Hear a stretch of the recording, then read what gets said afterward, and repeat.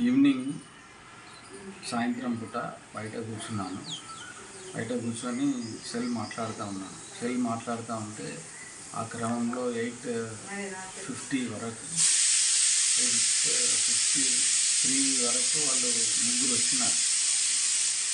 ఇద్దరు బండి తీసుకొని వచ్చినారు.